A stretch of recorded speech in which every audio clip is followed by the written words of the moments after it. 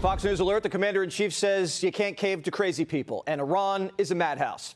Iranian generals have taken their country hostage, and the gay Ayatollah still missing. The cardboard supreme leader has been, quote, non-responsive, and the Iranian military told the negotiators to unpack their bags and start picking up the phone.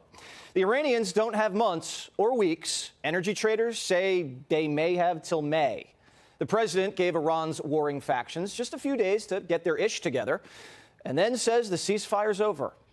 He's made his red lines very clear. Iran can never obtain a nuclear bomb to threaten the United States and our allies, and they must turn over the enriched uranium that's in their possession. While it is very far into the ground, thanks to the success of Operation Midnight Hammer, it's important to the president that they hand that enriched uranium over. He's made that quite clear to them, and now we're waiting to hear back from the Iranian regime.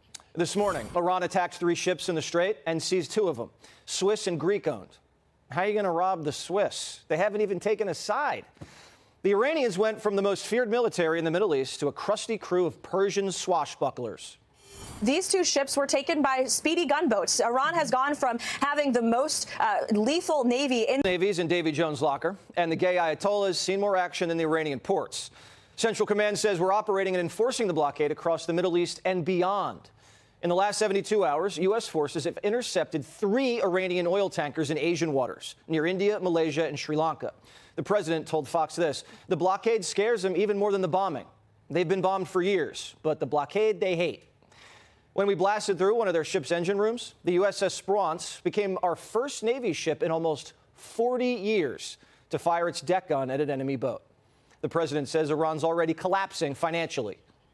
They're choking their economy. We are strangling their main source of revenue. They can't pay their own people. They're losing $500 million every single day. Kharg Island is completely full of oil because they can't transport it to and from. So the president, the cards are in his hands. The United States maintains control over the situation. He has all of the leverage. The Iranian economy could be about to crash. Treasury says in a matter of days, Kharg Island's oil storage will be full and oil wells will be forced to shut. That's when you do damage. You can't just cap it, flip a switch, and pump it back out. The president says, quote, once those wells go down, sometimes they're down for good, can never operate again. The commander-in-chief can always escalate a couple precision strikes on Kharg Island's loading terminals and pipelines, and their whole economy craters, and can't be fixed without a deal.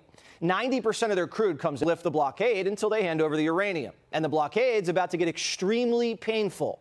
Trump says, quote, people approached me 4 days ago saying, sir, Iran wants to open up the Strait immediately. But if we do that, there can never be a deal with Iran unless we blow up the rest of their country, their leaders included. The United States will be prepared to resume major combat operations at any time, but especially by this weekend, when the USS Bush will be in theater, making it 3 carrier strike groups lurking in the waters near Iran. The USS Boxer still making steady progress to the Gulf, just cruising past Guam. And the 11th Marine Expeditionary Unit on board has been conducting flight training operations on deck. Time's on America's side. We're repositioning assets in a strategic and orderly fashion. The president says there's no time pressure on this. He just wants a good deal, and Iran can never have nukes. The regime's dysfunctional. Their military and military-industrial complex pretty much gone. And checks are starting to bounce because the U.S. Navy's squeezing them like a loan shark. But John Kerry, who handed the Iranians cash to build bigger missiles and deeper tunnels, says we're losing. Donald Trump, by ripping up the agreement and pulling out, has actually put us in a worse place than we were previously. It's a good thing for America if neither Iran nor Kash Patel are getting bombed. I'd be mad, too, if Trump tore up my legacy. But politicians shouldn't lie to the country about a war on either side. Some politicians are even saying the enemy is tougher. We were asking them to cut back on their nuclear weapons development. Usually when you go to war and all your leaders get killed and you lose your Air Force, Navy, and most of your missiles and a blockade won't let you trade, you're not in a better position. Iran doesn't even think it's in a better position. The only people who do are on CNN.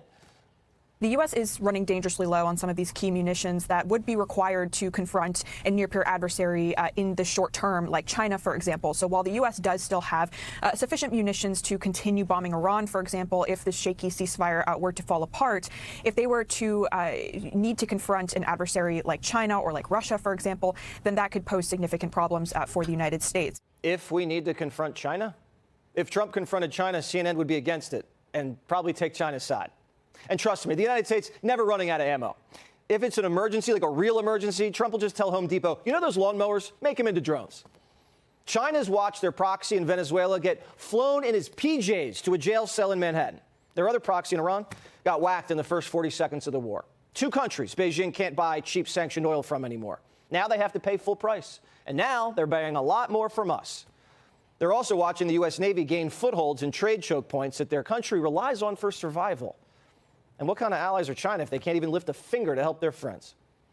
Iran's the world's #1 state sponsor of terrorism, and without money, their terror proxies aren't getting. Be one thing if Democrats were hoping Trump fails to deliver on his domestic agenda. I get that. That's politics. Both sides do it. But rooting for the president to lose a war is dumb. It's dangerous. If we lose this war, more Americans will die. We'll be blackmailed. If we walk away now without a deal and leave the uranium in place, we'll have to go back in later and clean it up all over again. And that's how you get into a forever war. And that's how you lose American prestige and money and lose the strait. I want the war over just as much as everybody, but I also want to finish the job. So you have to give the president space to win the peace. Backing down while the mullahs have the capacity to manufacture 10 nukes, is that smart? No.